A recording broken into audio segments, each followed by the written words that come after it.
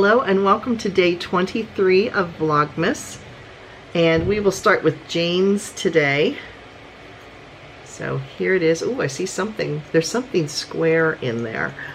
So let's take a peek and see what we got.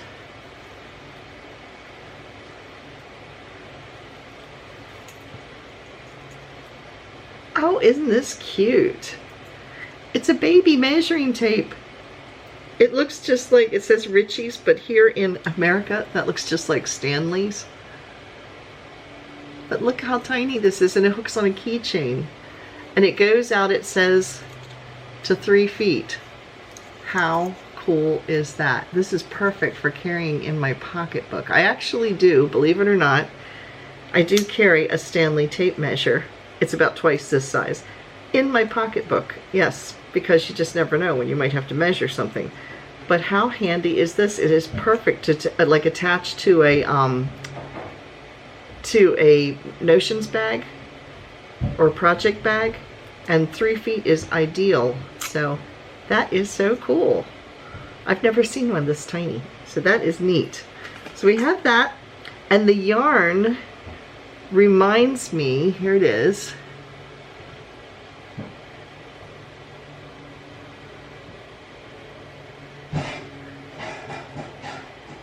There you go. It reminds me of the Red Hat Club.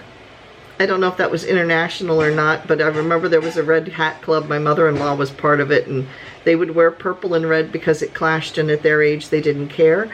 That type of thing. And all the women would go to these events or lunch and stuff, and they'd wear either a purple or a red hat. That's what this reminds me of. So yeah, that is today's video. As far as the yarn unboxing, I got so excited about my little tape measure that I forgot to open up my calendar from today. So yeah, we'll do that. This is 70% superwash wool and 30% nylon. It is Knit Picks Chroma, and the color is Go-Go Boots.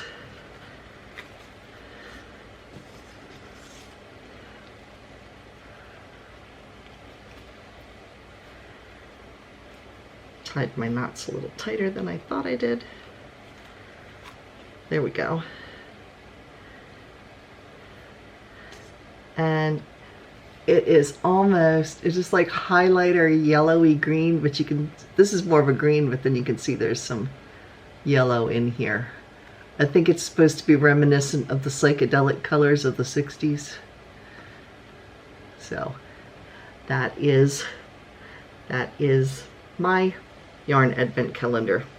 So I think I like Jane's better.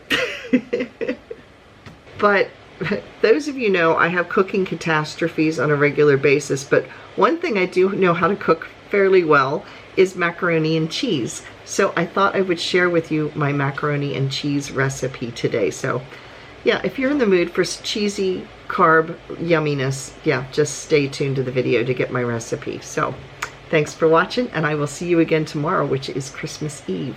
So bye everybody. So we're going to be starting with the macaroni and cheese recipe. Now I am making a large batch because I'm making some for Thanksgiving, but there's only going to be 6 of us, but I'm going to make a double batch because I'm going to actually freeze some of it for later in smaller containers so I don't have to recook it. So the first thing I'm going to tell you is what ingredients you are going to need.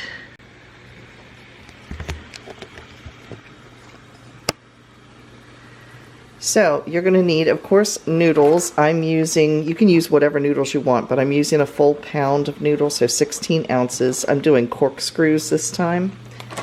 And then you're going to need some milk. I happen to have some Carnation evaporated milk, so I'm going to use that, but you can use any kind of milk.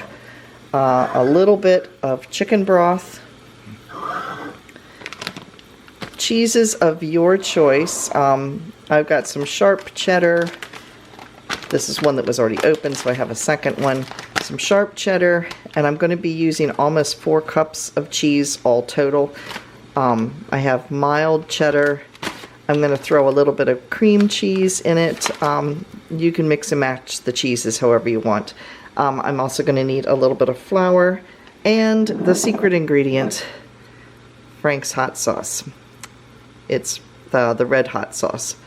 So right now I've got my water boiling and I'm going to get my noodles in, and then I'll show you when the noodles are done what we're going to put together. Oh, and you will need some butter too. I forgot about the butter. You will need some butter as well. So the noodles are just about done, and I'm going to drain them. We do have a fan on because we have a lot of steam being created right now. So that's what that background noise is. So I'm going to get ready to drain the noodles, and then I will show you what I'm going to do with them. So I have a stick of butter. You could use fake butter like margarine, but I'm using real butter. So you just are going to melt that butter in there. And we're going to make a roux, so we are going to be adding a little bit of flour to it in just a few minutes. So my butter's all melted, and I've got about a 1/4 cup of flour that I'm going to sprinkle over this. So you're going to stir this until it begins to thicken. You might need to add a little bit more flour. So I'm going to sprinkle a couple more tablespoons in, and you want to cook it till the flour smell gets out. Dave is doing potatoes. So there we go. Now some people, you can put onions in it. I don't put onions in my macaroni and cheese. I think I want this even a little bit more thick. So maybe another tablespoon.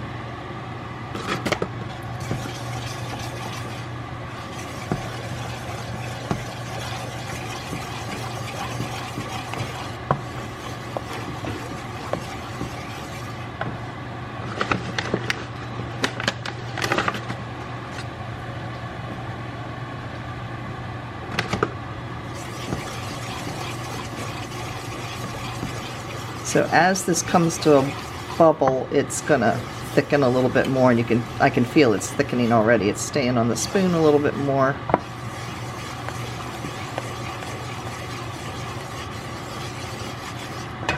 So now I'm going to pour in about 1/3 of the can of the chicken broth. So I'm going to be pouring in about 5 ounces of chicken broth.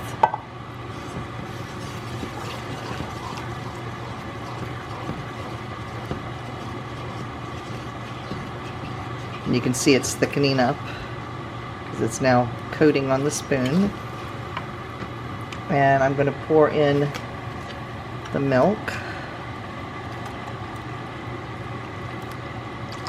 the entire can.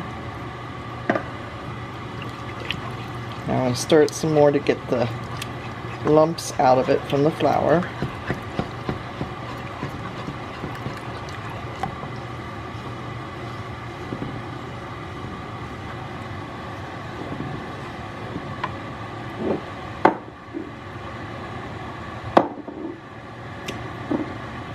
Now I'm going to put in the Frank's hot sauce, and I put in about a teaspoon probably, and you don't taste it, it just kind of gives it a little bit of a zip. It's not like it's going to make it hot and spicy or anything like that. It just kind of gives it a little extra, just a little, what is that type of action going on.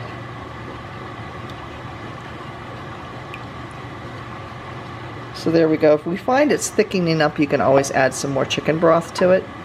But now I'm going to start putting the cheese in.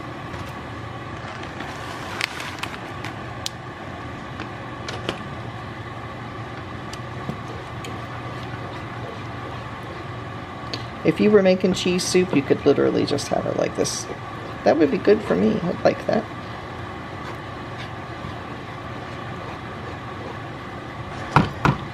You can put any kind of cheese you want. I've got about 3 cups of sharp cheddar right now, and I also put some cream cheese in. So I'm going to let that cook down. And you can see it's really getting thick.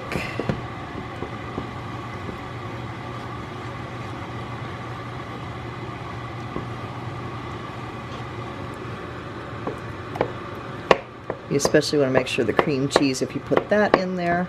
But you could put Colby cheese. You could put Colby Jack in here. You could put just any kind of cheese. You could put some Parmesan in there if you wanted. Whatever you put in, you want to add up to about 4 cups total. So now I'm going to start putting my noodles a little at a time back in and stirring them in so they all get coated at the same time. So we'll come back once I have that done. Okay, so here is the finished product at this point. You could just eat it from the stove this way, or you could bake it, which is what I'm going to do. I did add about another 1.5 cups of milk and about a teaspoon of salt. So it's salted and peppered to taste. You could put some pepper in it if you want, but like I said, that's seasoned to taste. So at this point, I'm going to put it into a pan. You can top it with or without breadcrumbs. You can put more cheese on it if you want, however you want to finish it up. And then you just bake it in an oven at 350 until it's bubbly on the top. So yeah, that's my mac and cheese recipe.